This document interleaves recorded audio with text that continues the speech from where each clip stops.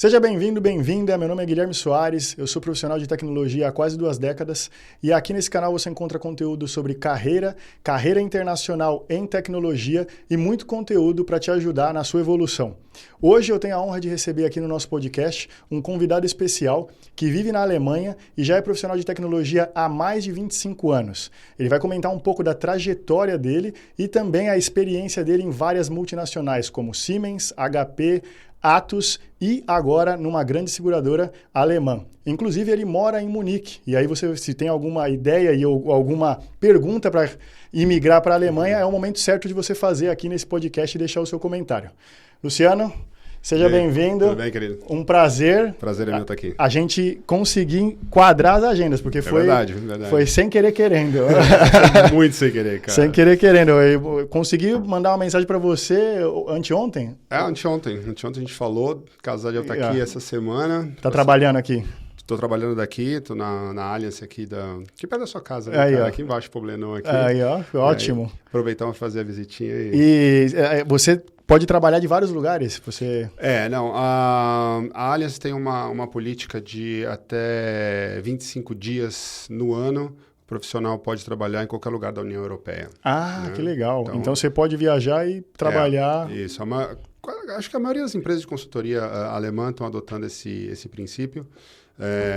A Alemanha, por ser Alemanha, tem muita burocracia e muitos trâmites que você tem que fazer com lance de seguradoras e permissos e etc. Sim. Então, mas já está tudo bem automatizado no SharePoint, você só vai lá, fala onde você vai trabalhar e já sai um visto com a parte do seguro resolvida e aí até 25 dias do ano, em qualquer lugar da Europa. E você pode acessar os escritórios normalmente? Posso. Como a Allianz é uma multinacional que está presente em mais de 78 países, se eu não me engano, a gente tem escritório por todos os lados. E a Allianz Technology, que é a empresa de TI da Allianz, acompanha mais ou menos esse footprint da empresa. Criaram essa empresa de tecnologia recentemente? Não. Faz tempo já? É uma empresa da Allianz há muito tempo e ela é... o braço de tecnologia da Allianz, né? Ela presta serviço só para a Allianz, ela não atende mercado externo. Entendi. Porque eu vejo um movimento, até por conta tributário, de várias empresas, bancos e mercado de seguros que é muito similar, é mercado financeiro no final, criando empresas de tecnologia para suportar a própria empresa. Eu trabalhava na concorrência, né? Na Zurich. Na Zurich, é verdade. Trabalhava na concorrência. Para quem não sabe, a Zurich e a Allianz são as maiores seguradoras do mundo e são daqui da Europa. Então, uma é suíça, outra é alemã, então uma do lado da outra ali. Exatamente. E elas têm empresas de tecnologia para servir os próprios projetos, de tão grande que elas são. Né? Cara, nesses 25 anos eu vi vários movimentos nesse sentido, né? Então, assim, eu trabalhei muito tempo na Siemens e eu vi como essas gigantes, assim, multinacionais variam muito a parte de TI. Então, eu já vi... Durante a minha carreira de 15 anos na Siemens, eu vi vários movimentos. 15 anos ficou na Siemens? Caramba! De insourcing, outsourcing de TI, ou seja, dependendo da diretoria que estava disponível e do momento os targets de economia que a gente tem, começa a inovar. Então, essa parte vai fazer outsourcing, aí... funciona 3, 4 anos, aí não é a mesma coisa, aí volta para dentro da empresa e esses movimentos são bem frequentes, né? Mas você tem razão. Por um tema fiscal, normalmente você tem uma empresa de nicho, dentro do grupo você consegue ter um benefício fiscal considerável. Principalmente para bancos, eu vejo, porque banco, por exemplo, no Brasil tem a questão dos bancários, e isso ajuda muito, porque você tira os caras que eram bancários antes, profissionais de tecnologia bancários, e não são mais bancários, eles são tecnologia, e aí eles têm outro sindicato, outros benefícios, etc. Aqui na Europa funciona um pouco diferente, mas eu acho que é o mesmo movimento. Cara, você ficou 15 anos na mesma empresa, vários momentos distintos ou direto? Não, isso foi direto, cara. Na verdade foi assim. Caramba! Quando eu terminei o 2º grau, eu já comecei a trabalhar direto, né? Sabe que no Brasil a vida não é fácil. Sim, Tem que começar a correr atrás desde cedo. E depois de um tempo trabalhando em algumas empresas, eu cheguei a fazer alguns cursos na IBM. Que legal. Cara, cursos básicos, assim, de manutenção de computadores, notebooks e impressoras da IBM, para uma assistência técnica da IBM que eu trabalhava na época. E, cara, em São Paulo isso? Em São Paulo. E eu não ganhava nada, né, cara? Nessa época a gente acabando de sair da escola, você... Sim. Você ganhava experiência, né? Experiência, que a gente chama de work student, né? Mas na época lá era aquele negócio, correr atrás para poder se virar e fazer alguma coisa da vida. Então, depois de um tempo nessa aí, eu falei, não, decidi empreender, e aí eu decidi abrir uma microempresa de TI para operacionalizar a área de TI de pequenos escritórios, de advocacia, contabilidade, esse tipo de coisa. Então, o pessoal estava lá apanhando ainda naquela época, isso nós estamos falando em 96. Já ia te perguntar, de quando a gente está falando. Muito tempo antes do bug do milênio. Antes do bug do milênio, isso é muito tempo atrás. E aí, eu ia e implementava uma rede de computadores, um servidorzinho de correio, criava um domínio, impressão compartilhada, que na época era... Uau! Era a tecnologia da época, na verdade. Que tinha na época, né? A gente estava falando de equipamentos... Cara, os PCs eram... Era o 386 da vida. Essas coisas, né? Então, era assim... Era bem o básico... O foundation, né? A fundação da tecnologia que a gente tem hoje. E aí, nessa de comprar equipamentos e tal, uma consultora de São Paulo, na época... me fez que eu comprava equipamentos de redes, me chamou e falou, a gente tem uma vaga na Siemens para trabalhar lá com o pessoal de workplace, né, de desktops e laptops. Eles precisam de gente lá para atender a matriz da Siemens na Anhanguera. Você quer ir? Aí, na época, meu faturamento não era muito alto. Eu falei, se vocês cobrirem meu faturamento, eu vou. Porque, cara... Era oportunidade, né? E empreender é difícil. Ainda mais com 18 anos ou por aí. E um mercado inovador na época, né? E eu tinha, cara, boleto vencendo de equipamento que eu comprava. Tomava calote das empresas, atrasava. E, cara, nessa idade você não tem de onde tirar. Não. Então, foi uma experiência gratificante porque você aprende a se virar. E a dinâmica... de uma empresa, claro que numa escala muito menor. Mas aprende muito. E muito rápido. Você chegou a ter funcionário nessa época? Não tinha funcionário. Eu fazia tudo sozinho, cara. Pior ainda, né? Porque é mais difícil ainda, né? Pior ainda, muito mais difícil. Você tem que saber tudo. Você tem que saber de atendimento ao cliente, tem que saber de administração, contabilidade. Aprendi tudo na marra. Que legal. Isso aí, networking, então, já funcionando logo do começo, porque foi uma recomendação de uma pessoa que você trabalhou. De uma consultoria que tinha duas vertentes. Ela tinha uma parte de venda de equipamentos e uma parte de consultoria. Que legal. Então, eles analisaram lá o meu perfil e falaram, não, beleza, esse cara aqui pode ser. E aí eu comecei na Siemens em 99, 2000, mais ou menos. Caraca. E eu fui fazer uma entrevista lá e a pessoa que me entrevistou perguntou se eu podia trabalhar um dia lá como experiência. Eu falei, pode ser agora? Vamos agora. Então, vamos. Dia não, agora. Vamos, beleza. Tal. E aí eu cheguei lá, cara, e na época lá eles tinham lá os chamadinhos caindo numa fila, você pegava e ia lá na mesa de um diretor atender o cara. Ou a pessoa. E eu fui. Já me deram logo de cara no diretor, não sei se foi de sacanagem ou foi para testar mesmo. Pode ser, às vezes, né? O que aconteceu? Claro. E eu fui lá, cheguei lá e... O primeiro chamado era de um diretor? Era um diretor. Então era para te sacanear. Um cara muito legal e a secretária dele, cara, era uma pessoa assim... rigorosa, vamos usar uma palavra que todo mundo tinha medo dela, mas ela era muito justa. Rigorosa foi boa a palavra que você usou. Rigorosa. Era uma pessoa bem rigorosa. Só que ela foi muito justa na época, cara. E aí eu cheguei lá e falei, olha, meu nome é Luciano, eu estou fazendo um teste aqui e eu vim atender o senhor X, né? E ela olhou para mim e falou assim, novo, ele... Eu falei, Não acredito. Ela te recebeu assim. Ele tá com problema? Eu vim aqui para resolver. Você tá interessado em resolver ou a gente vai perder mais tempo? Perfeito. Aí ela, não, tudo bem, vem aqui. Aí ela falou, pode entrar? Cheguei lá, oi, senhor X, tudo bem? Tudo bem? Qual é o problema? Na época, cara, a Siemens tinha uma rede mista entre Novell e Microsoft, né? E o sistema de correio da Novell chamava Grupo Wise. Eu trabalhei na Telefônica, era a mesma coisa. Cara, era um negócio. Era a mesma coisa. Tinha uma interface de usuário muito ruim, cara. Horrível. Muito ruim. E, assim, eu nunca tinha visto aquilo na minha vida. Vai foder tudo ainda. E aí eu falei, bom, qual que é o seu problema? Ele falou, o problema é isso, eu não consigo mandar o e-mail, eu estou com esse orçamento aqui para aprovar de um gerador que vai para a fábrica de não sei quem, de sei lá quantos milhões de reais na época, e eu não consigo mandar porque está M de correio, não funciona. O que está acontecendo? Eu falei, não tenho a menor ideia, posso usar o seu telefone? Deixa eu chamar alguém que sabe. Ele falou, pode. Perfeito, né? Tá certo. Peguei o telefone, liguei lá para baixo e falei, ó, quem que é o administrador do Grupo Wise? Falou, é um cara chamado Luciano, inclusive. Putz, Luciano com Luciano. Aliás, se um dia ele assistir esse podcast... Manda pra ele, você manda pra arrumar um emprego esse dia. E aí ele falou, não, isso é fácil, só clica aqui, limpa o cache que deve estar travado. Que bom, né? Então bom ouvir isso, né? Isso é fácil. Mas não vai perder? Não vai perder nada, cara, você tem certeza, né? Não, tenho, beleza. Faz isso, pum, clica aí, saiu? Saiu, beleza. Eu acho que já Corre.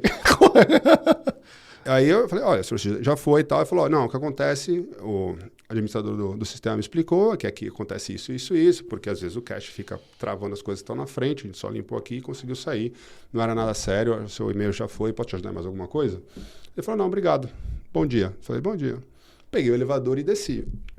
Na hora que eu tô chegando na mesa do cara que tinha perguntado se eu podia, que tinha feito a minha entrevista, que era o coordenador lá da área, ele estava no telefone assim, sim, senhor X. Pois não, senhor X. Claro, senhor X. Bem na hora que você chegou. Deixar, senhor X. Eu chegando. E aí ele desligou o telefone, olhou para mim e falou, o que você fez? Ai, cara, resolveu o problema, não, né? Nada, resolveu o problema. Ele acabou de falar para mim que você é muito bom, você chegou lá, não tinha ideia do que estava acontecendo, não perdeu tempo, ligou para quem sabia e resolveu o problema em 10 minutos. Se eu não contratar você, eu sou idiota. Que excelente, ó. E assim eu comecei a trabalhar na Siemens do Brasil. Caraca, cara. Que história, velho. Foi assim, por ser sincero, direto e objetivo, sem querer ficar enrolando, sem querer ficar mentindo. Então, assim, se tem uma lição que eu tirei desse primeiro dia de trabalho que eu tive, foi essa, assim. Cara, eu acho que isso aí... Seja honesto, objetivo. Você falou tudo porque e você vai agora também ver a sua perspectiva, quero ver a sua perspectiva para quem está assistindo, principalmente para quem foca no mercado internacional. Claro. Esse cara é um diretor. É diretor, executivo. Pessoas que têm um nível na empresa, eles não têm tempo a perder. Não pode perder tempo. Não tem. Então, a comunicação é diferente, a comunicação é mais direta, objetiva, sem você ficar enrolando muito, porque é o que eles não gostam. É isso. Só que aqui na Europa, eu percebi que não é só o executivo também, mas em todos os níveis, você ser mais direto, não na Europa, nos Estados Unidos também, que eu tive experiência lá com americanos, o ideal é você ser direto e responder o que está sendo perguntado, em processo seletivo, seja em reuniões, sem enrolar. Cara, quem sabe, sabe. Exato. Se você... E assim, no Brasil, como eu trabalhei sempre em multinacional, em empresas muito grandes, sempre teve um nível de profissionalismo muito alto e pessoas muito competentes, né? Eu percebi que teve um salto gigante entre o Brasil e a Europa, tá? No nível de especialização e experiência das pessoas. Isso você disse quando você mudou de mercado ou quando você... Entre as pessoas que eu trabalhava no Brasil, mesmo os engenheiros sêniores, os executivos e etc. Com os engenheiros sêniores executivos que eu trabalho na Alemanha, entre Brasil e Alemanha, tem uma diferença gritante, cara. Tá? Então, assim, por exemplo, os analistas de rede do Brasil, na época, eles eram caras muito bons, vindo de empresas de telefonia, que na época eram os maiores consumidores de equipamentos de rede, expansão, etc. E eu cheguei aqui, cara, as pessoas que trabalhavam comigo na Allianz tinham pessoas que trabalharam na Agência Europeia Espacial, que estavam instalando equipamentos de rede para trafegar volumes de dados de petas e etc, etc. E os caras estavam em programas que iam botar não sei quantos novos satélites no espaço. Exato, e era um programa espacial que o cara que desenhou o programa não ia ver isso acontecer porque era um programa para 40 anos. Então, assim... O nível era diferente. O nível era muito diferente. E quando você está numa sala com essas pessoas, todo mundo é objetivo, porque o básico todo mundo sabe. Fundamento, né? Não tem como. Quem está ali para resolver. Então, a pior coisa que você pode fazer num diagnóstico, alguma coisa assim, é enrolar. Cara, o problema do cara é esse, os sintomas são esse, acontece isso, o que mais você precisa saber? Acho que em qualquer momento, na sua carreira profissional, quanto mais objetivo você for, melhor. Cara, e eu sempre fui assim. Excelente, cara. Sempre fui assim e sempre colhi bons frutos. Claro, existe sempre como é que se diz, um fator político em toda organização, né?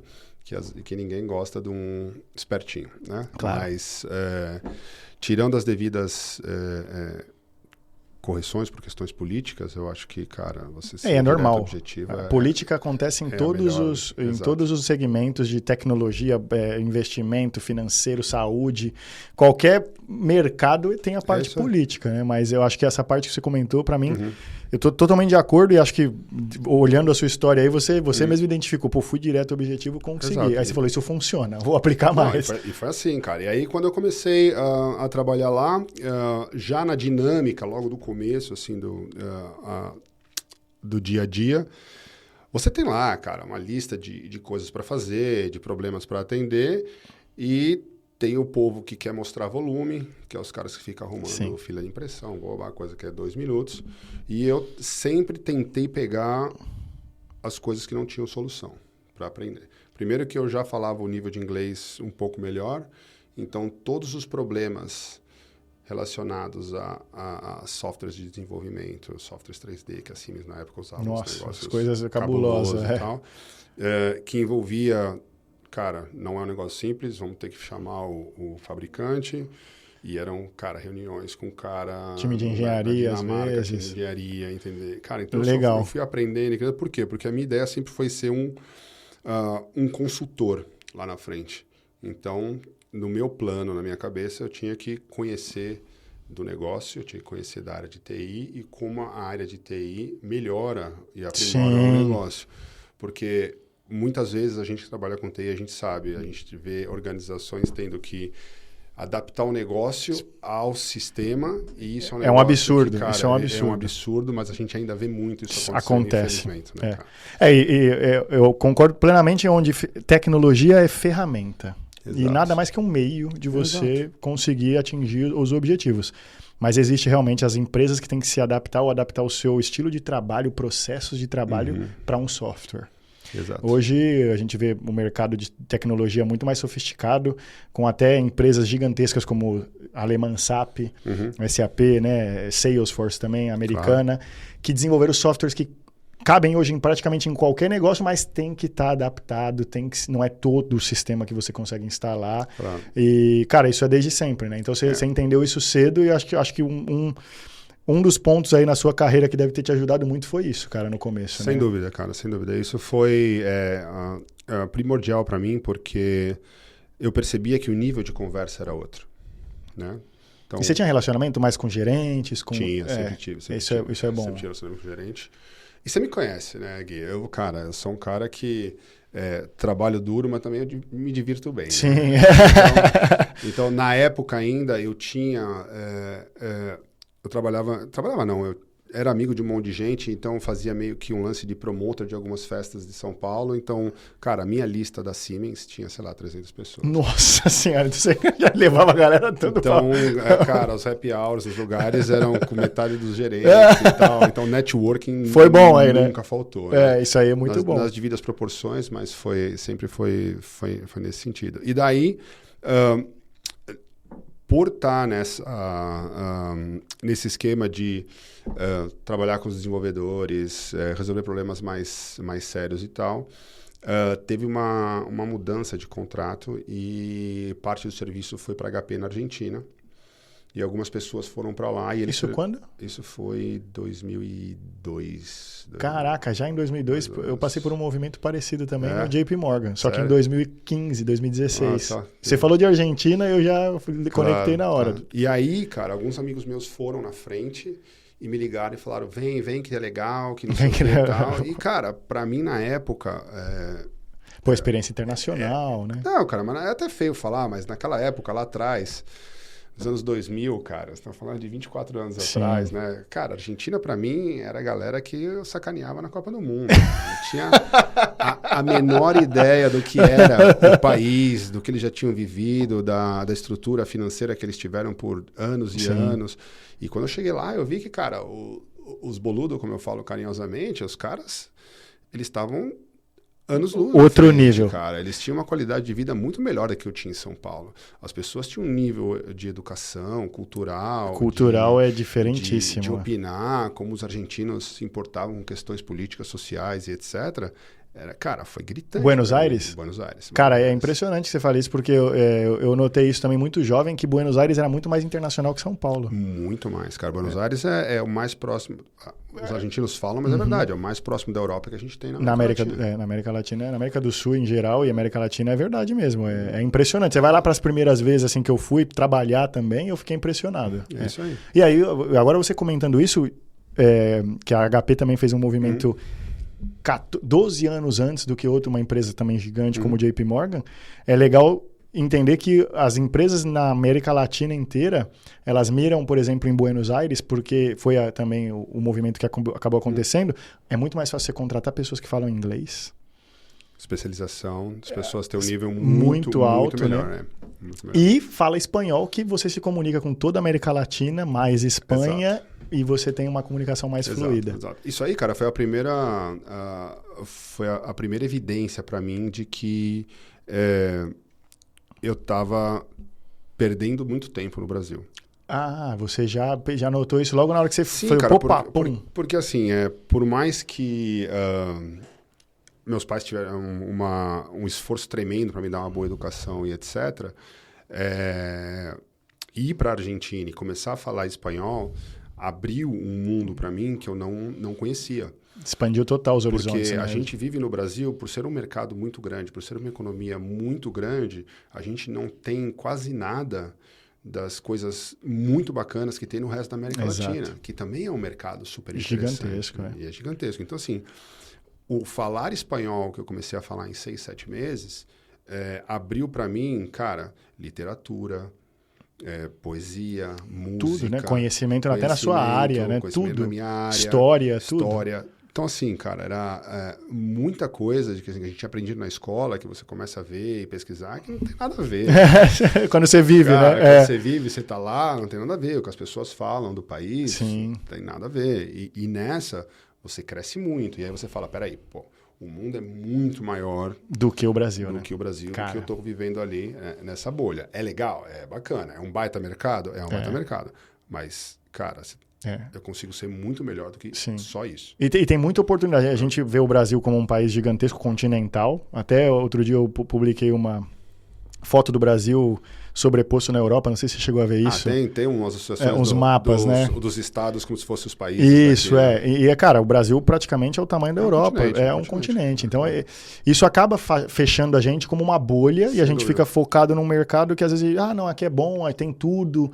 Tem tudo naquelas, né? Você não tem tudo. As coisas acontecem, às vezes, antes até na Argentina do que no Brasil.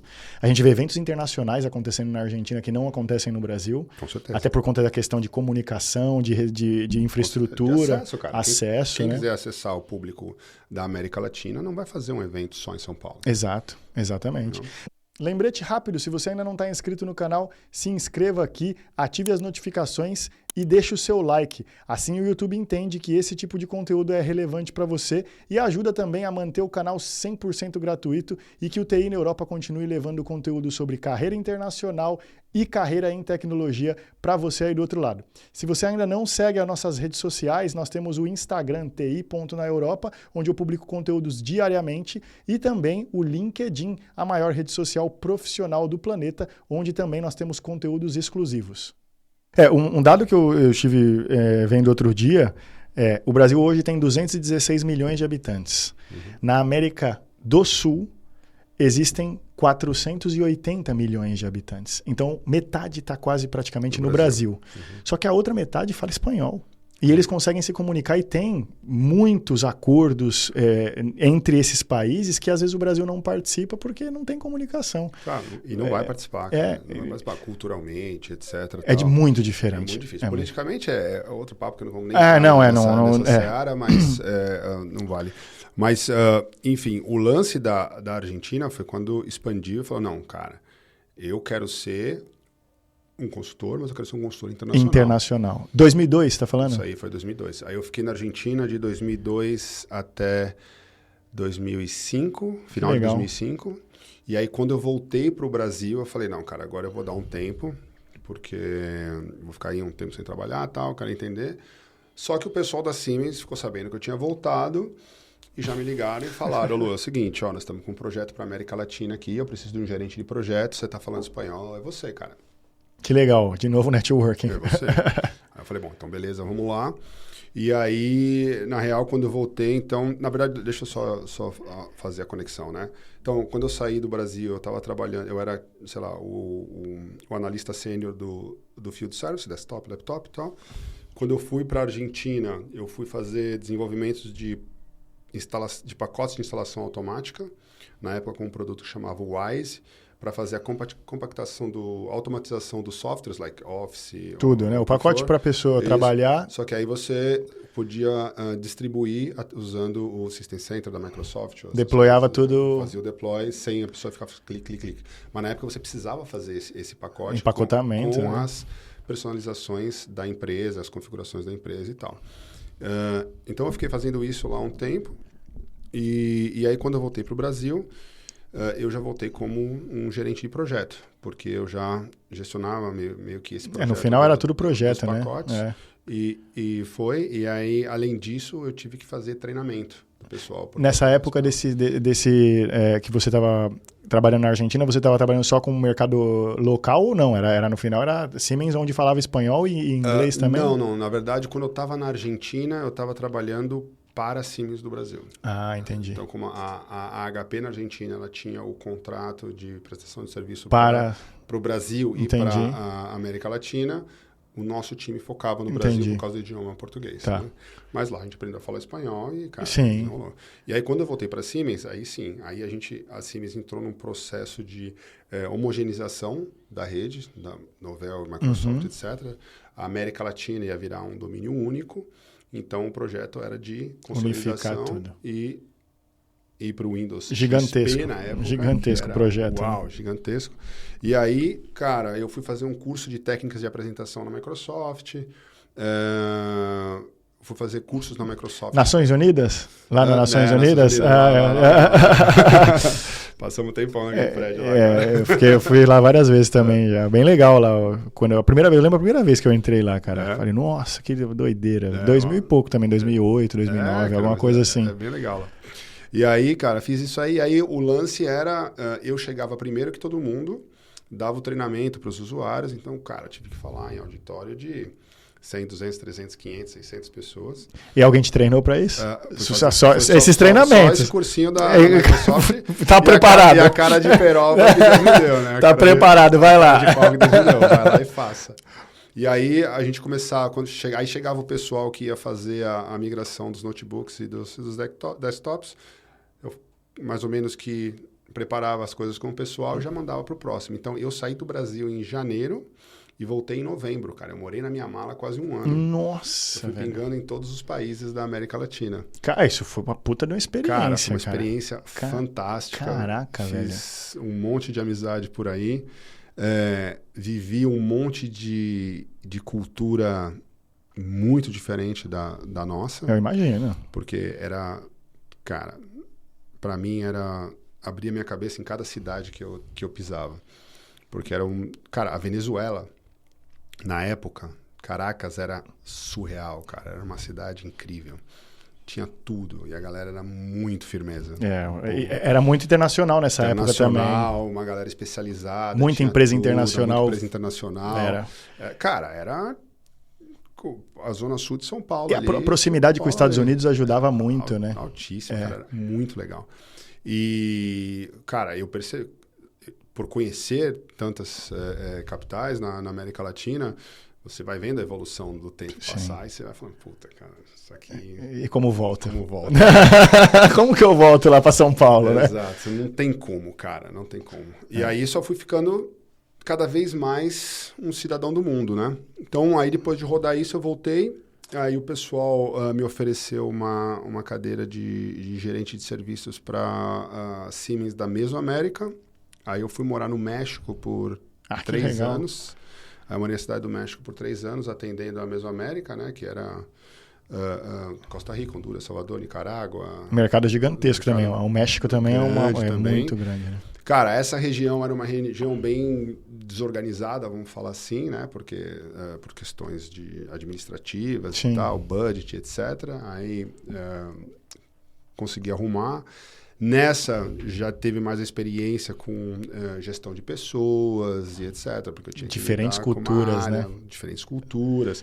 E aí você vê que cultura tem um papel fundamental na gestão e na conclusão de projetos ou o que você quiser fazer, cara. Se você não considera a cultura, esquece. Falha. Cara, a gente tinha problemas assim com o pessoal da Colômbia reclamando do jeito que a pessoa falava na Argentina, porque o service desk espanhol era espanhol argentino e o colombiano, ele tem um espanhol... Sim, é diferente. Cada um tem o seu. Muito mais educado. Né? O sotaque é muito distinto, além do sotaque, né? tem um lance cultural. Formal, que né? as pessoas são super formais. Eles tratam você de você, de senhor. A Argentina. E ligava o argentino e falava, tchê, o que querés? Eu imagino, né? ¿En qué te ajuda? ¿Qué pasa? Que passa, louco? Que passa, louco? Eu não imagino que seja. O cara falava mesmo, o cara me mandou um louco. Imagina essas gravações, né? O cara me mandou um louco, velho. Que passa, louco? Não dá. Che, pero arregla. Exato. O cara que chama o pai dele de senhor. Nossa, cara. Não tem como. Então, assim, a gente teve que polir essas coisas. O nível de maturidade é distinto. E fazer as coisas acontecerem. Então, isso, cara, eu acho que vai abrindo a cabeça para você ir colhendo essas experiências e entendendo. E você falou de México, cara, uma pergunta agora. Nós temos aqui no TI na Europa, tem um mentorado, inclusive, que está trabalhando com a Coca-Cola. E a Coca-Cola no Brasil, ela é Coca-Cola Fenza, né? Uhum. Ela é Coca-Cola México e Brasil. Uhum. E, na verdade, toda a América Latina, mas ela é Fenza e a sede é no México. Uhum. E ele trabalha com os mexicanos e para ele foi um choque cultural. Eu também trabalhei com mexicanos e eu sei que é diferente. Eles não chegam, como a gente estava falando, e falam uma coisa direta para você. Claro. Eles vão dando aquela enrolada, mais que nós brasileiros até. Como que foi essa experiência? Chegou a ter times mexicanos lá? Como é que foi? Sim, cara. Tinha o time lá e, cara, sempre foi bem difícil, cara, porque a cultura é muito diferente. Na época, eu acho que dentro da própria organização existiam níveis muito diferentes de pessoas. Então, eu acho que tinha um lance de budget para contratar também. Então, vinham pessoas de um nível muito inferior. Disparidade era muito alta. E, cara, nessa época, para arrumar, eu tive que sugerir ou trocar mais da metade do time. Caraca! E muitas vezes, em questões assim, cara, esse não dá. Não dá. Não tem condições. Não tem condição. E era listinha. Caramba. Aí as pessoas viram que começou a girar muito. O microfone só para... senão a pessoas galera não ouve lá. Aí as pessoas viram e começou a girar muito e aí se coçava, entendeu? Só que tinha um outro departamento da organização, na parte sul da cidade, que a galera voava de braçada, cara. Uma galera, tipo, de um nível universitário altíssimo, já com uma mentalidade mais corporativa. Pra frente. Né, e tal. Mas é isso mesmo. Dava para ver de longe que tinha um lance de enrolar muito. É cultural, e não fazer né? as coisas acontecerem. E tem essa questão também muito de hierárquica, né? Que se um mandou e também não tá... Não vou fazer porque mandou e ponto. Não tem essa... É isso aí. E é um tipo de administração que eu não gosto. Não é a minha cara. Não é meu estilo também. Eu, desde sempre, eu acho que liderar por exemplo é a melhor estratégia. Mas você tem que levar o fator cultural em conta. Sim. Você está em um país diferente, né? Você que é o cara que está lá diferente. E te deram um desafio, né? Falou, vai lá e conserta isso aí, porque algum problema tem para te mandar. E era resolve. Exato. Ia lá e resolvia. Né? Que legal, cara. Você ficou 3 anos lá no México. Fiquei 3 anos lá no México. Cara, eu tenho uma saudade absurda do México. É. Cidade do México não é uma das cidades fáceis de se viver. Assim como São Paulo, Como né? São Paulo, pelo tamanho, pela quantidade de problemas e tal, mas o México como país, cara, ele é fantástico para você viajar. Temos um mentorado lá também, um grande Renan também, tá lá da cidade do México, Legal, na Singenta, gigantesca também na área de... acho que tá na área de pesticidas e essas coisas, é uma empresa gigantesca, saiu de São Paulo também, foi para lá. Ele comenta bastante, né? Viaja bastante lá, é muito bonito. O México, tive a oportunidade de conhecer uma parte, mas com certeza você lá... Cara, não, eu viajava muito no México. Viajei o México todo, graças a Deus. E é o que você falou, pela proximidade com os Estados Unidos, cara, tem muita coisa bacana acontecendo, cara. O tecnológico de Monterrey, que é a faculdade de tecnologia lá do México, é fantástico, cara. Os caras, na época, isso aí foi de 2006 a 2009, mais ou menos, eles já tinham um condomínio de casas lá, que eles estavam testando tecnologias de automação, e o projeto dos alunos era preparar as casas, e essas casas, quando estavam prontas com projetos de automação, cara, essas coisas que a gente vê hoje... A gente vê agora, né? Funcionando. Fechar persiana, já estava lá. Já estava rolando lá há um tempão. E quando eles acabavam, eles vendiam essas casas e essa grana revertia para a faculdade de novo com parte do investimento para estimular e financiar o projeto do futuro. Que doideira, cara. Então, assim, cara, tinha muita coisa bacana lá acontecendo. E saiu de lá, foi para onde? Agora vamos ver qual que é o próximo destino. Voltou? Aí eu saí de lá, voltei para São Paulo, porque o meu mentor da Siemens na época, ele me ofereceu uma posição comercial. Você já me respondeu uma coisa sem eu perguntar. Eu ia te perguntar se você teve algum mentor na carreira. Sim. Eu tive alguns mentores dentro da Siemens, que foram pessoas fundamentais na minha carreira. O Toninho e o Paulo Oliveira, eles são... Vai mandar para eles o podcast. Estão aí. O Walter também, que é hoje um grande amigo, que está na Alemanha também, me ajudou bastante. Mas esses três foram pessoas realmente fundamentais dentro da organização, porque eles viam que eu queria resolver as coisas e eles apoiavam e meio que abriam o caminho dentro da organização. Cara, que legal. Porque o Paulo e o Tony tinham uma frase que eu achava muito bacana, ele ia falar: quem dá o objetivo, dá os meios. Então, assim, não adianta falar para você tem que construir um carro em 3 dias só com essa chave de fenda, você não vai fazer. É impossível, né? Então, cara... Não vai chegar em 3 dias e vai falar, não deu. Não vai virar, exato. E isso ressoa até hoje nas minhas atitudes com os meus projetos aqui. Então, que legal. Assim, na minha tratativa com os times hoje, é assim, cara, a gente tem esse objetivo aqui.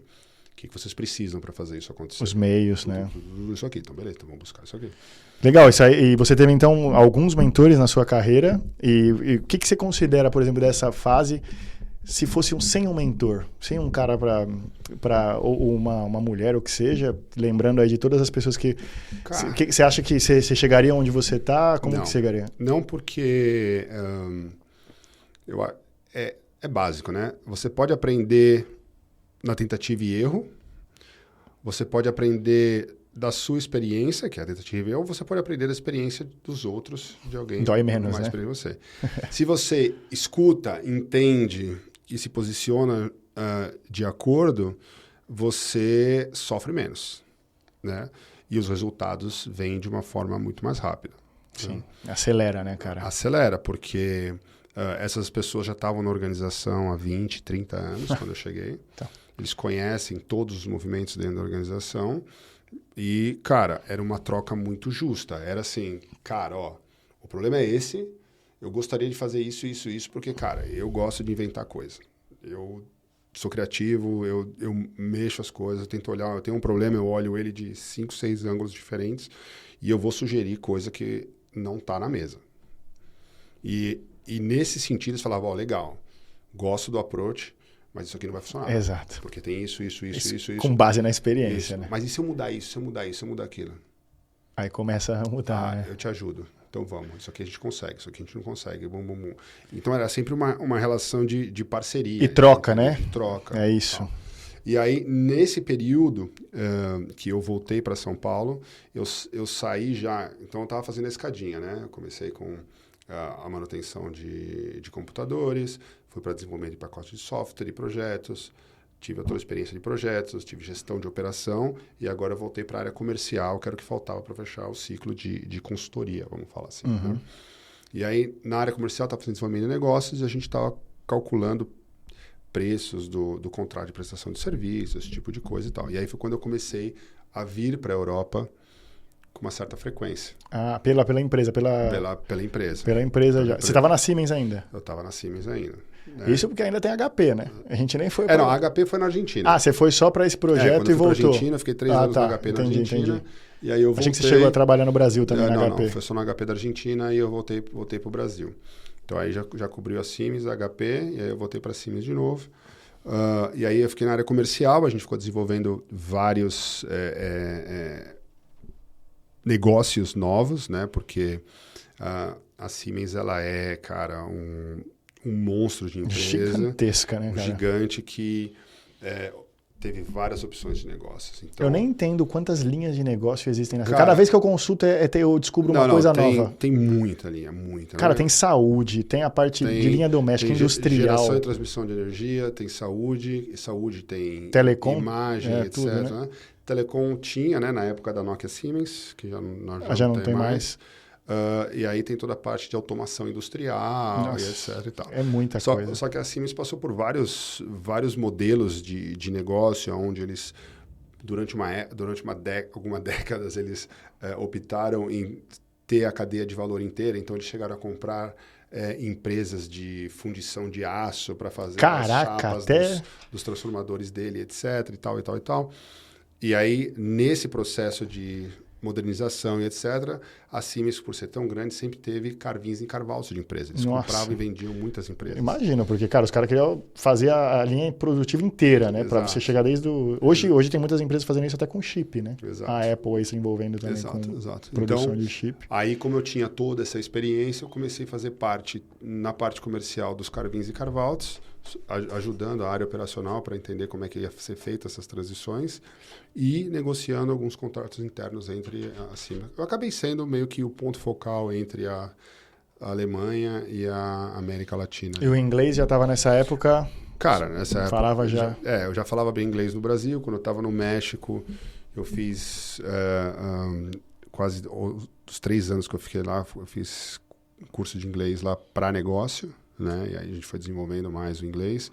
O espanhol, eu tive que começar a polir o meu espanhol, porque o meu acento era totalmente argentino. Você ficou com... Cara, começar a falar com os... Hoje é mais o que hoje? Cara, eu ainda tenho um acento argentino. Fala... Eu falo xoxá. Eu gosto da tonada argentina, mas eu confesso que quando eu voltei do México, eu me atrapalhava um pouco. Que passa away! Não cheguei a adotar o nomar mesmo. Mas eu tinha que me policiar tanto para não usar o xoxá que eu acabava me enrolando na hora de falar. Então, hoje eu prefiro falar... Hoje que eu não tenho mais o problema lá com o pessoal da Colômbia, hoje eu já falo o argentino já fala. Vez, e vai que vai. Né? E aí você começou a vir para cá e ia muito para a Alemanha, porque a sede, né? Sede e tudo mais. Eu vinha e cada vez que eu vinha para cá, eu aproveitava para tentar estender as minhas férias e passar um tempo na Europa. Já que eu tô aqui, né? Exato. E aí eu fiquei rodando bastante a Europa e, cara... Me apaixonei pelo estilo de vida europeu. Gostou? De fazer tudo a pé, não precisar ter carro, principalmente morando em São Paulo, cara. Sim. Que fica no trânsito o tempo todo. E meus bisavós são portugueses, né? Eram portugueses. E aí eu fui atrás da minha cidadania portuguesa. Então quando você já estava vendo que Quando eu já estava vendo que eu queria vir para cá... Aí você já começou eu fui correr atrás da minha cidadania portuguesa, que eu acabei tirando em 2008. 2008, 2009, 2009 quando eu voltei para o Brasil. E aí, com o passaporte português na mão, eu já comecei a procurar como é que eu poderia vir para a Europa. Né? Não existia uma possibilidade de uma mudança interna? Como que é isso? Eu tentei na Siemens durante um tempão, mas na época você vir como expat era muito bem difícil, complicado. Toda empresa tem isso, cara. Tem isso, cara. É muito difícil. São, assim, acordos muito especiais e eram mais fáceis no começo dos anos 2000. Sim. Né? Mas depois começou a ficar muito difícil. E tem a questão de headcount, os caras... e também um não quer deixar você ir porque você é um recurso valioso. Cara, ninguém quer largar o cara bom para... É muito difícil esses movimentos. Acontecem, mas Acontece. Cara, o que tem hoje bastante assim, é um programa de formação de executivos nas empresas, pelo menos nas empresas grandes que eu trabalhei, eles tinham um programa de formação de executivos, onde você podia aplicar, e se você entra, você faz um master executivo, que já é a empresa te formando para você ficar na empresa e ter a longo prazo, cargo de executivo, e aí você vai passando pela empresa, em vários países, estudando e tendo palestra com os executivos da empresa de todos os países, e aí você fecha o curso e depois você acaba assumindo uma vaga em algum lugar, mas normalmente... Nesse nível executivo, você vai como expat e depois de 2 anos, mais ou menos, você já tem que escolher se você quer voltar. Eu conheci gente assim na Zurich. Na Zurich eu conheci. Tinha um programa bem legal. Inclusive, um dos meus ex-line managers, né, que na época foi o CEO da Zurich, ele chegou a viver no Japão. Isso aí. Trabalhando pela Zurich lá, aí ele viveu em tudo que é lugar, aí o que eu estava me contando era exatamente esse programa. É isso, é um programa de formação executiva, isso tem bastante, funciona legal, mas cara, normalmente quem faz isso é a empresa... Sim, é um sponsor, né? Um sponsor e um programa de retenção bacana. E é diferente, né? Para você, essas oportunidades existem, mas não é comum a gente encontrar no mercado. Não é a grande maioria. Esquece que é muito especial, você tem que ter uma Você tem que ser especial, Você tem que ser muito bom para acabar caindo numa Exato. E, cara, dessa época você falou, você viajou aqui na Europa com certeza, o que te continuou abrindo os horizontes, expandindo seus horizontes culturais. E quando que veio a decisão? Não, eu não volto mais para o Brasil. Bom, quando eu voltei para o Brasil, aí veio a Atos, né, porque... Estão aqui do lado de casa também. Aqui próximo, aqui. Eles têm aqui. Eu passo toda hora lá e vejo lá. Em 2011 teve a venda, né, da Siemens IT Solutions. E aí a Atos Orange comprou e virou a Atos, que é hoje a Atos. Não sabia disso. Então foi uma fusão. Foi a compra da empresa de TI da Siemens pela Atos. E aí a Atos virou a Atos hoje em vez da Atos Orange francesa. Entendi. Quando isso aconteceu no Brasil, cara, teve uma mudança importante lá e a diretoria já não era mais a mesma, os mentores já não estavam mais lá, etc. E a empresa teve uma estrutura totalmente diferente, que para mim não era mais aonde eu queria estar. Então, nesse momento eu falei, não, eu preciso fazer a mudança. E aí eu fiquei mais 1 ano e meio tentando conseguir trabalhos do Brasil na Europa, mas é muito difícil você ficar ligando do Brasil, fazendo entrevistas. Naquela época não tinha o Zoom, o Google Cara, Meet, não tinha, não era igual, né? Ficar se virando. Tinha algumas ferramentas, mas eram muito ruins. Cisco Webex. O Webex tinha, mas... Não, era outra pegada, né? Era como é que era o da Microsoft? Era muito ruim, cara. Communicator lá da Microsoft. Tinham algumas, mas era Skype, né? A gente fazia mais pro Skype, né? Não tinha jeito. E aí... eu até vim numa entrevista na Áustria, para Siemens. Cheguei quase no final, mas ficou entre eu e um cara e um austríaco que falava alemão. Os caras ficaram não tem jeito. Mas aí nessa, eu cheguei e falei, chega, eu não quero mais. Que ano isso aí, mais ou menos? Isso foi 2016. Caramba, cara. Aí eu falei, chega, não quero mais. Aí fui falar com a diretoria, né? Meu chefe, que era o diretor de vendas da Atos na época. Nessa época eu era gerente de vendas para a América Latina na Atos. Tinha contas acima de, sei lá, 3 milhões de euros. Caraca, era grande, e isso eram as coisas que a gente começava a discutir, né? Tipo assim, aquelas metas... Você sabe que vendas é meta agressiva. Tinha um monte de discussão lá de, cara, tem uma meta em euros, o euro tá valorizando a galope no Brasil, tem que fechar contrato em reais, em euro. E é aquela coisa que doideira, a gente, cara, não tem explicação, mas é assim, acabou. Então, eu já estava meio que entrando em conflito com a direção da empresa. Falei, vamos fazer o seguinte, vocês estão ainda aí com o pacote lá da fusão, eu não quero ficar, eu quero mudar para a Europa, vamos entrar num acordo aqui. E tchau. É isso. Acabei saindo. E aí foi a decisão, né? Eu peguei todas as minhas economias, um pedaço das minhas economias, eu comprei um apartamento que era da minha avó por uma questão emocional. Legal. Reformei, aluguei o apartamento.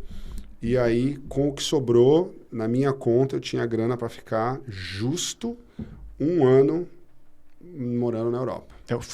Era o seu planejamento. Era o meu planejamento. Porque eu quero ver do planejamento para execução o que muda. O planejamento era esse, cara. Aí eu peguei e sempre quis morar em Barcelona. Para mim, que legal. Tudo que eu tinha viajado, Barcelona para mim é a cidade que tem mais a ver comigo. Na época você já planejava? Já planejava ficar em Barcelona. O que eu não sabia era que os salários na Espanha, na época, em 2017, Sim. eram muito inferiores ao resto da Europa. Dos Alpes para cima, né? Não, e se a gente compara Portugal, então, aí a gente... A Europa, para o pessoal que não sabe, a Europa dos Alpes para baixo é um padrão de salário e dos Alpes para cima. Sim. Parece que quanto mais quente vai ficando. É isso aí mesmo. Menos a gente quer trabalhar. É isso aí. Não, mas é verdade. Isso é legal, até para quem está em casa. Porque a gente conecta Brasil com Europa, na verdade, brasileiros com tecnologia aqui. É legal você falar isso. Os salários são muito diferentes. Portugal, Espanha, Itália e França. Grécia. França, tudo isso é muito inferior. Ainda que França já é mais alto, mas ainda é muito inferior à Alemanha, Suíça, Áustria, tudo isso. A Holanda, Inglaterra, até mesmo Irlanda é diferente. Aí você notou na pele isso. Então, aí quando eu cheguei aqui, comecei a mandar currículo que nem um doido e tal. Inclusive, o apartamento era aqui do lado da sua casa. Aqui próximo? Que legal. Tal. Você conhecia a gente aqui, não, quando você chegou? Não, quando eu cheguei, eu conheci a Dani. Que nos apresentou, inclusive. Nos apresentou. E, na verdade, o que acontece? Eu conhecia o Alejandro, o Dani e o Julio, que são uns venezuelanos, que eu conheci numa viagem que eu fiz para o Hawaii com um amigo meu. Nossa! Eles estavam estudando inglês lá. E aí, cada vez que eu vinha para Barcelona, eu encontrava eles aqui. Eles moravam aqui? Eles moravam aqui. Que legal. E o Alejandro, se você estiver vendo, coração, fala português? Agradeço até Ele hoje. Fala português, ele vai ver isso aí. Mas manda para ele, que você manda para ele que ele vai entender. E aí, o Alejandro me deixou ficar num quarto na casa dele, até eu conseguir alugar o meu quarto aqui no Poblenou. Caramba, cara. Fiquei 1 mês, quase 2 meses lá na casa dele lá. Que legal, velho. E aí, cheguei aqui... Aquela guerra que você sabe, mandar currículo, tal, não sei o quê. Pô, tô em Barcelona. E na minha conta eu tinha, cara, 1.800 euros por mês. Que já é um budget legal, né? Que pra mim era um budget razoável. E eu falei, cara, esse 1 ano não arrumar um trabalho, eu sou muito ruim. Com a minha experiência, eu falo espanhol. Eu quero te perguntar uma coisa, que eu tive eu passei exatamente por isso, mas eu quero te perguntar uma coisa. Você também falou assim, olhando o meu currículo, olhando a minha experiência, vai ser moleza, né? Não é possível que eu não consiga, né? Eu vou conseguir, porque não... Verdade. Eu pensei isso. Eu pensei a mesma coisa. Falei, cara, nessa época aí eu já tinha o quê? Quase 17 anos de experiência. Você falou, os caras... Inglês, espanhol, português. Vivência em vários países. Tal. Vou nadar de braçada. E assim... Eu consegui vários trabalhos, né? Só que... Eu fiz tipo 1 milhão de entrevistas. Voltaram 20, né? A gente sabe que é correria. Mas assim... E naquela época presencial, né? Que muitas eram presenciais, Todas eram presenciais. Todas eram presenciais. Só que, cara, eu ia conversar com os caras, o salário era muito baixo. Muito baixo. Mas muito baixo mesmo. Muito baixo, mesmo. Então, assim, no começo eu falei, não foi para isso que eu vim. Só que eu cheguei em julho de 2017. Caramba, eu cheguei em julho de 2018. Eu cheguei em julho de 2017. Cara, verãozão. É o pior. Aí, cara, o pior. Era Ibiza, festa, Quando chegou em agosto, já tinha ido 5 meses dos 12 que eu tinha. Puta, meu...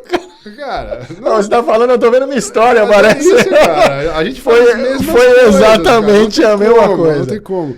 E, cara, entrando, trabalho, tal, e a grana vai acabando. De julho para agosto, 5 meses já foram. É a mesma coisa. 2 moeu 5. Aí você olha e fala, puta, fudeu, vou ter que voltar pro Brasil. Ferrou. Aí, cara, aí você sabe, aí você começa a apertar o cinto, começa a regular e tal, lá. E eu vou fazer entrevista, mas, cara, todos os trabalhos que eu achei, eu falei, cara, não foi pra isso que eu vim, não vou fazer. Até que chegou mais ou menos no final do ano, lá pra outubro, mais ou menos, e, cara, acabou a grana. Acabou. Fudeu. Tava andando... Não, se eu te falar, vai ser brincadeira, velho. Porque E você aí? falou outubro, até o mês é igual. Eu recebi o primeiro salário, eu não tinha nada na conta. Foi em outubro, inclusive. Então, imagina. Aí, cara, eu me cadastrei no Deliveroo e fui entregar comida de bike. Caraca, velho, de não aceitar um trampo pra entregar comida. De bike. Você falou, tô aqui. Cara, porque assim, pelo menos com a comida de bike, eu ia fazer... No final, com os impostos que iam... Eu ia acabar ganhando quase a mesma coisa. Ou mais, dependendo. Tinha gente nessa época aí que fazia mais, velho. Mas tinha que pedalar muito, 12 horas. Cara, os primeiros dias que eu comecei a pedalar, cara, o primeiro dia que eu voltei pra casa, eu percebi que aquela lycra com a almofadinha não é à toa que ela existe pro ciclista. Exato. Não é. Aquela era proteção, né? Eu pedalava 6 a 8 horas e, cara, o primeiro dia eu cheguei em casa e não conseguia sentar, velho. Ficava de lado, assim, ó. Eu falei, o que eu tô fazendo na minha vida? Porque, cara, eu saí de um cargo de gerente na América Latina com comissão, com carro da empresa, sim, a gente trabalhando pra mim. Vim pra Europa. Vim pra Europa pra entregar comida de bike. E aí, só que tinha duas coisas aí que eu acho que vale a pena. Primeiro que esse sabático eu aprendi muito, principalmente sobre mim mesmo, porque quando você fica sozinho... Longe de amigos, né? Família, encarando a sua realidade, você é uma experiência, uma jornada de autoconhecimento muito foda, e você tem que ter uma cabeça muito boa, pra você não pirar. E a outra é que eu era mais feliz na bike do que trabalho dentro do escritório. Indo pro escritório. Uhum.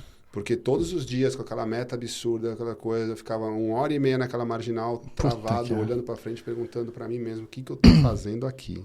Cara, você fala isso, é a mesma coisa exatamente o que eu me via. Cara, e assim, mesmo sem grana, mesmo sem nada, o estresse não paga. Tinha, não paga. Porque aqui, pelo menos de bike, eu tava pedalando, passando pela Sagrada Tudo, Família. você tá na Europa, pô. No W. Eu tava conhecendo gente do Marrocos, da Inglaterra, da Dinamarca, da Alemanha, da França. Exato. Multiculturas, cara, né? No Brasil a gente conhece americano e olhe lá, né? Dependendo de onde for. Você conhece gente do Brasil. Latino que aparece do nada. Mas aqui não, era muito diferente. Então, assim, aí eu mudei meu mindset e falei, não, beleza. Eu tenho que vou aceitar um trabalho, mesmo que não pague muito, e continuar aqui a correria para ver o que vai acontecer. Consegui uma vaga de vendas na Accenture. Porra, na Accenture, consultoria gigantesca. Isso, fui fazer entrevista, cheguei lá no final, quase lá, já bem no final, já fui fazer entrevista. Espanha, Accenture Espanha. Accenture aqui de Barcelona. Aqui. Para ser vendas, cara, era um salário muito pouco, sem comissão, era Caraca, sem comissão, velho. Cara, uma comissão muito baixa, era ridículo. E aí, na mesma semana, um amigo falou assim, cara, vem fazer uma entrevista aqui na Allianz de Frankfurt, que o pessoal está precisando de um gerente de projetos para atender a Ibero-Latam, Portugal, Espanha e América Latina. E eu acho que é a sua cara. Encaixou como uma luva. Cara, eu comprei a passagem no cartão de crédito. Não tinha nem o dinheiro para comprar, né? Tava devendo grana para meus pais, tava devendo grana do cartão de crédito, tava girando o cartão de crédito a juros de 13% no Brasil, sem fazer um mango aqui. Caraca, velho. Cara, tava na linha. E aí eu comprei a passagem, eu fiz a entrevista, fui de manhã para Frankfurt. O microfone aqui, porque senão a galera não vai ouvir, não é? Foi de manhã para Frankfurt, fiz a entrevista na hora do almoço, peguei o avião à tarde. No mesmo dia? No mesmo dia. Não tinha dinheiro pro hotel. Pra ficar, não dá. Não tem... Você pode voltar amanhã? Não, eu te ligo. A gente já se conheceu. Cara, era aquela história do filme do Will Smith lá. Caraca, velho. E aí voltei, na sexta de manhã tinha um e-mail do pessoal falando, você vai ficar, se você aceitar eu te mando o contrato. Eles mandaram o contrato na sexta, eu assinei, voltei na Accenture e falei, cara, na boa. Adiós. Eu agradeço, Lo siento. mas consegui um trabalho na Alemanha que vai pagar quase 3 vezes o que você está oferecendo aqui. E aí ele falou, não, tudo bem, vai lá, obrigado por ter vindo aqui. Eles entendem, não tem nem competição. E, aliás, gente finíssima, o diretor de vendas da Accenture daqui. E aí, no sábado eu fiz minha mala, no domingo à tarde eu estava morando em Munique. Caraca, Que aí velho. eu fiquei na casa de um amigo meu argentino. Outubro, novembro, isso aí? Isso foi fevereiro de 2018. Ah, já passou pra fevereiro. Porque você... Teve um lapso, porque no ano novo eu fui lá pra Alemanha, fiquei lá na casa e você conheceu e tal. E aí voltei e fui em fevereiro, teve essa entrevista. Então vamos lá, o seu plano chegando em julho era, tenho o dinheiro de 1 ano. De 1 ano. De 1 ano. Cara, se eu tivesse ficado no plano, eu teria chegado com sobra em fevereiro. Você tava até hoje aí, velho. Em fevereiro. Eu sei que só em fevereiro. Mas não foi assim, mas não né? foi. E aí, quando eu cheguei lá na Allianz, cara, eu fiquei na casa desse meu amigo, e aí ele me deu uma grana para fechar o mês, para passar o mês. Aí eu recebi meu primeiro salário lá, paguei ele, comecei a pagar legal, a galera. cara. Fiquei 1 ano matando minhas dívidas aí. Mas com uma carreira de novo, já né? Com uma carreira de novo, e as coisas começaram a virar. E também no seu habitat natural, né? Enterprise, empresas grandes, o que você gosta de fazer, o que você já conhece, sabe. Cara, muito louca a sua história, bem parecida no final aí nessa parte de Barcelona com a minha. E você chegou e tá até hoje na Allianz. Tô até Passou hoje. várias áreas lá? Como é que foi? Não, na verdade, assim, cara, na Allianz eu não trabalho para a Allianz Technology, trabalho para uma outra empresa que chama Metafinance, que é uma empresa de consultoria do grupo da Allianz. Uhum. É uma empresa bem menor, são 1.000 funcionários, mas tem uma dinâmica aberta. E eu estou 100% alocado em projetos da Allianz o tempo todo. Sim. Então, assim, grupo, eu né? Estou mais dentro da área, do grupo. Então, assim, os projetos são projetos de infraestrutura monumentais, alguns de network, outros de estratégia, e nessa são 6 anos já. Caraca, que legal. Lá. Já conheceu também outras culturas aí pela Allianz, projetos internacionais? Sem dúvida. Os projetos, cara, a gente... Da Rússia, da Índia, dos Estados Unidos, daqui... A Allianz é global, né? Então... Oriente Médio, cara, é surreal. Cara, e agora você tem algum objetivo a curto, médio prazo, vendo a sua carreira hoje? O que você pensa hoje? Sim. Hoje eu tô investindo em cursos de Data Science. Ah, legal. Eu tô... Aprendendo outra área, né? Eu tô fazendo agora um curso no MIT de Data Science, mas com ferramentas de no-code AI. Uhum. Então, já tem ferramentas com AI por trás que ajudam a gente a desenvolver dashboards para decisões estratégicas de negócio, analisando informação. Então, legal.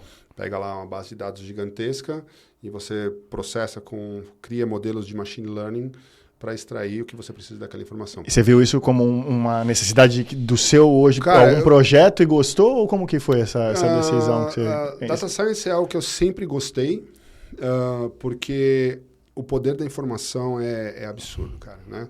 Então, assim, mesmo na gestão de projetos, quando a gente tem projetos do tamanho da magnitude que eu tenho hoje, cara, para você compilar uma lista de equipamentos um absurdo, cara. Você usa no seu dia a dia hoje? Hoje eu uso mais Power BI. Tá. Mais ferramentas de BI. Uhum. Que ainda assim são boas, mas comparados com você fazer um modelo específico. Ah, não, com certeza. Para fazer uma triagem de informação, de, sei lá, logs. Sim. Aí. Então, assim, tem uma aplicação para minha área, mas eu acho que eu quero agora partir para a parte mais estratégica do negócio. Né? Bacana. Então, eu acho que eu estou investindo mais para estar mais perto do C-level para decisões de business do que para decisões operacionais. Legal. E, cara, se você puder dar uma dica para quem está entrando no mercado, porque com certeza muita gente vai ver esse podcast e as pessoas estão no começo da carreira ou fazendo uma transição. Você sempre trabalhou com tecnologia, né? Teve no começo da sua carreira, você foi empreendedor, claro. Mas sempre foi. Eu tenho certeza que você já teve algum amigo que chegou para você e falou, o que você faz? Pô, e como é que é? E como que eu faço isso? Porque aqui na Europa, muita gente não sabe, mas profissionais de tecnologia chegam a ganhar muitas vezes igual a um médico, a um dentista, Até mais, dependendo do lugar que tiver, Claro. dentro da Europa, você pode ganhar mais, né? Na Alemanha, inclusive, médicos, pode você ganha muito similar a um profissional de TI lá, porque são profissões técnicas, no caso, sem dúvida. mas ela não tem a disparidade que tem no Brasil. Não. Agora, o que você falaria para quem está começando a carreira, olhando para toda essa trajetória, para você encurtar a trajetória de transição de carreira ou até mesmo de entrar no mercado mais rápido se eu estou no começo da minha vida profissional? Claro, eu Que acho... lição que você daria que você aprendeu, né, na Claro. sua vida? Eu acho assim, primeiro, pensar em que tipo de mercado você quer trabalhar. Né? Se você quer fazer parte de um mercado nacional ou de um mercado internacional. Se você quer fazer parte de um mercado internacional, comunicação é o básico do básico. Você não vai a lugar nenhum se você não conseguir se comunicar. Então, para a galera do Brasil, existe uma deficiência hoje ainda muito forte em idiomas. Sim. Então, por exemplo, eu conheço hoje vários profissionais, excelentes profissionais, que não têm uma projeção maior internacional porque não falam um bom inglês. Então, ou nem falam inglês, né? Nem falam inglês. Assim, eu acho que a primeira coisa é realmente se dedicar, focar num segundo idioma, principalmente inglês, que vai te abrir a maioria das portas, ou um terceiro idioma ainda. Eu acho que isso é fundamental para quem quer trabalhar com TI. Mesmo porque você vai ter que ler manual, você vai ter que ter procedimento, etc. Depois disso, analisar que tipo de mercado você quer atender. Hoje, existe uma tendência de mercado em ferramentas de inteligência artificial, de data science e cybersecurity. Sim, são os big nichos hoje, são né? O boom de hoje. E essa onda ela já está altíssima e ela vai continuar porque o volume de informação que a gente gera é exponencial. Sim. Né? Resolve um problema atual, né? Resolve um problema atual, resolve vários outros problemas de outras profissões. Eu tenho algumas ferramentas que eu uso hoje. Cara, os prompts hoje, para mim, porque eu tenho que fazer na minha Sim, área de LLM, né? De chat GPT, de tudo. Chat GPT, Copilot. Cara, ajuda a eficiência imensamente a me deixar focar. Não vai fazer o meu trabalho. Não. Substituir, não. Mas tira uma carga absurda do dia a dia que eu preciso fazer de comunicação, cara, de geração de conteúdo, gerar e-mails. Eficiência, né? Cara, otimizar uma apresentação, etc., que eu não tenho mais tempo. Meu tempo vale muito mais do que eu ficar clicando e enquadrando um negócio num PowerPoint.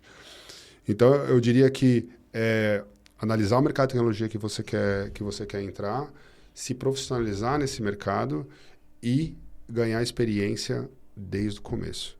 Né? Eu acho que é melhor você se dedicar a algo que você quer aprender, mesmo ganhando menos, por 1 ano, 2, e depois dar o salto para onde você quer ir. Exato, cara. Isso é fundamental para mim. Principalmente para quem está em transição de carreira, porque é comum aqui no nosso dia a dia do TI na Europa, às vezes ver um cara que é dentista, um cara que é advogado, que está querendo aprender a programar, que está querendo aprender data science, data analysis, Python, engineering, tudo. O cara fala, não, cara, eu cansei do que eu faço e eu quero trabalhar com tecnologia. E isso é verdade. Por um momento, você vai ter que ganhar um pouco menos. Você está em outra área, cara. Não adianta você achar que você vai aparear o seu salário, que não vai ser... Não existe você chegar lá em cima sem andar o caminho. Não. E o mercado precifica muito o que você pode aportar, né?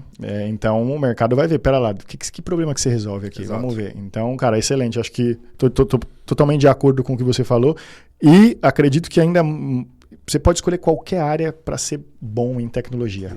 Se escolher, eu não vou falar qualquer, mas, COBOL. Não, mentira. Dá para até você ser um cara bom de COBOL e ganhar dinheiro. Dá sim, porque tem muita gente, tem muito problema em sistemas legacy. Que ninguém... mainframe ainda. A galera morreu, né? A galera morreu. Não, a galera morreu, a galera deixou a empresa. Sim. Ninguém tem a menor ideia do que aconteceu. Não forma mais profissional. E, cara, são projetos que vão terminar? Vão, mas ainda tem muito... Não, legado, né? Legado existe. Eu falei COBOL, mas se você virar bom em COBOL, você vai conseguir ganhar dinheiro, mas o que você falou da comunicação é base. Claro, você prefere resolver problema em português e ganhar o real, ou você prefere resolver o mesmo problema em inglês e ganhar em euro-dólar? Euro-dólar. Cara, é básico. Libra esterlina. Exato, é o básico. Nós resolvemos problemas profissionais de tecnologia. No final, problemas da vida real. E eles geram pra gente salário, renda, o que seja. Quanto mais problemas e mais complexos são os problemas, você tem mais ganho.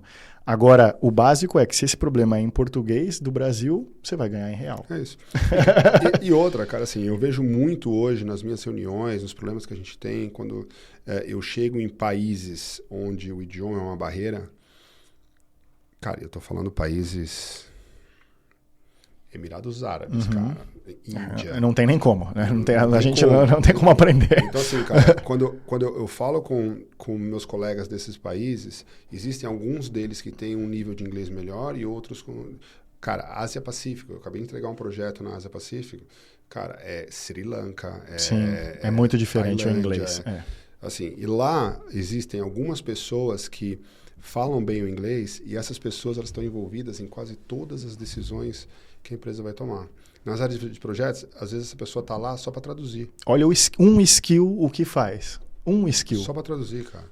E assim, essa pessoa está com acesso a informações de estratégia, informações de projeto, informações... Privilegiadas Só porque aquela pessoa, dentro daquele ambiente, ela fala um inglês razoável.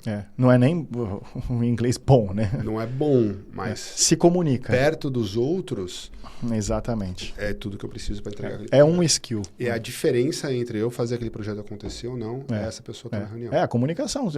E por isso que as pessoas às vezes têm uns sonhos que eu falo para eles, é absurdo. Cara, eu não falo inglês, Guilherme, mas eu quero ganhar em dólar, quero ganhar em euro, quero trabalhar remoto de casa. Todo mundo quer, mas não vai ficar difícil, né, velho? Cara, a minha mãe e meu pai também queriam, mas eu falei pra eles, não vai dar, velho. Eu acho que o universo sempre vai conspirar a favor de quem tá batalhando para aquilo. Exato. E tem básico, eu tenho o básico que é isso aí, a lição de casa. Comunicação. Eu vou me comunicar com outra cultura, com outro idioma. O inglês a gente já facilitou. E esse autoconhecimento, essa autoanálise que você tem que fazer do... Ok, eu quero chegar aqui. O que eu preciso para chegar aqui? Eu preciso de A, B e C. O que eu tenho hoje? Exato. Essa autoanálise... Crítica, né? Essa crítica. Autoanálise, se você fizer ela de uma forma...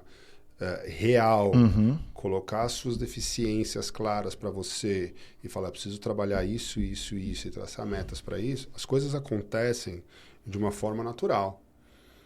Porque não tem problema você não saber. Agora, se você não sabe e você não faz nada para arrumar, você vai continuar não sabendo. Exato. Então, parece óbvio, mas tem muita gente que olha... e não faz. Exato. Ou simplesmente não quer fazer porque, eu vou me sentir mal porque, eu vou ver que eu sou muito ruim.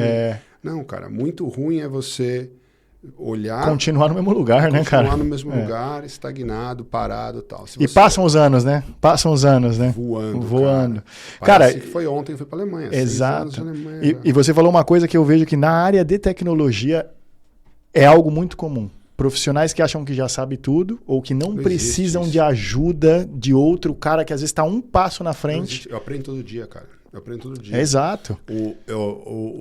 Os meus PMOs hoje, eu aprendo com eles ferramentas que eles usam no dia a dia que eu nunca vi na vida. E salvam o meu dia. Exato, cara. E se você estiver aberto para esse aprendizado, você é o que mais se beneficia disso. Não, e não existe saber tudo em tecnologia. Não, esquece. Tudo. Mas é que eu acho que é algo intrínseco no nosso cérebro que fala, eu não preciso da ajuda, por exemplo, às vezes de um mentor. Para que eu preciso desse cara? Não. Para que eu preciso desse cara? Esse cara, às vezes, ele tá um passo, ou 10, ou 300 na sua frente, e ele acelera tudo que você vai gastar de tempo dando murro em ponta de faca na tentativa e erro. E o que você falou também, eu sou adepto a essa filosofia, quanto mais eu trabalho, parece que mais sorte eu tenho. Então, não existe sorte por acaso, é trabalho. Parabéns pela sua carreira, cara. Obrigado. Determinação. Muito obrigado por ter vindo aqui, compartilhado aí com o pessoal de casa, quem está assistindo em casa e quiser comunicar ao Luciano, eu vou deixar aqui os comentários que vocês mandarem, que você aí mandar aqui, eu vou reenviar para ele. Pode mandar. E a gente vai responder isso aí. Com o maior prazer, com certeza. Gui, parabéns aí pelo podcast, cara. Muito obrigado, cara. Pela oportunidade de estar aqui. Cara, e essa é a ideia, levar conteúdo para quem está do outro lado do mundo e quer saber mais sobre mercado internacional, sobre carreira em tecnologia. Se você ainda não segue as outras redes sociais do TI na Europa, eu vou deixar aqui embaixo também e envie aqui o seu comentário, a sua dúvida ou até mesmo uma pergunta para o Luciano que a gente vai responder isso aí. Com o maior carinho. Até a próxima. Obrigado, pessoal. Tchau, tchau. Tchau, tchau.